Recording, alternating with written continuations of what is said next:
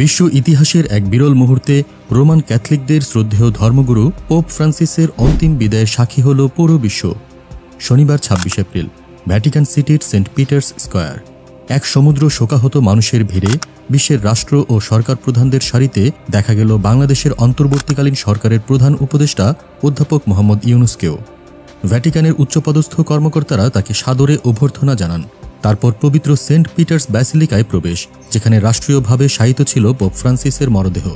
নীরব গম্ভীর মুহূর্তে প্রধান উপদেষ্টা পোপের কফিনের সামনে দাঁড়িয়ে নতজানু শ্রদ্ধা নিবেদন করেন।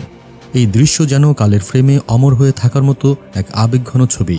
২ ঘণ্টাব্যাপী চলা এই শেষকৃত্যানুষ্ঠানে তিনি বিশ্বের ১৩০টিরও বেশি দেশের নেতার সঙ্গে একসাথে ছিলেন। তাদের ভেতর ছিলেন জাতিসংঘের মহাসচিব Antonio Guterres, German chancellor Olaf Scholz, ইউরোপীয় ইউনিয়নের president Ursula von der Leyen, সাবেক মার্কিন প্রেসিডেন্ট জো বাইডেন, ফিনল্যান্ডের প্রেসিডেন্ট আলেকজান্ডার স্টাব, কেনিয়ার প্রেসিডেন্ট, মন্টেনিগ্রোর প্রেসিডেন্ট, লুক্সেমবার্গের গ্র্যান্ড ডিউক এবং ডাচেস, ইকুয়েডরের প্রেসিডেন্ট, পূর্ব তিমুরের প্রেসিডেন্ট, হন্ডুরাসের প্রধানমন্ত্রী, আইসল্যান্ডের প্রেসিডেন্ট, পর্তুগালের প্রেসিডেন্ট, বেলজিয়ামের রাজারানী এবং আরও বহু বিশ্বনেতা।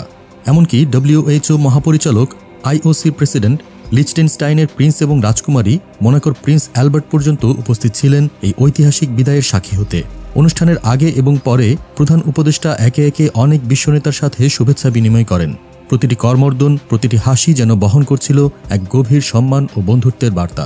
মনে করিয়ে দিই, আর্জেন্টিনার বংশোদ্ভূত পোপ ফ্রান্সিস, যিনি মাত্র কয়েকদিন আগে ৮৮ বছর বয়সে ইহলোক ত্যাগ করেন, টানা ১২ বছর ধরে পোপের দায়িত্ব পালন করেছেন। এই সময়টাতে তিনি চেষ্টা করেছিলেন গির্জাকে আরও মানবিক ও অন্তর্ভুক্তিমূলক পথে এগিয়ে নিতে। আজ তার শেষ যাত্রায় বিশ্ব একত্রিত হল ধর্ম, জাতি, সীমান্ত ভুলে।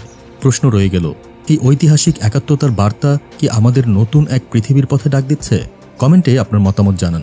ভিডিওটি শেয়ার করুন, এই স্মরণীয় মুহূর্তের সাক্ষী হোক আরও অনেকে।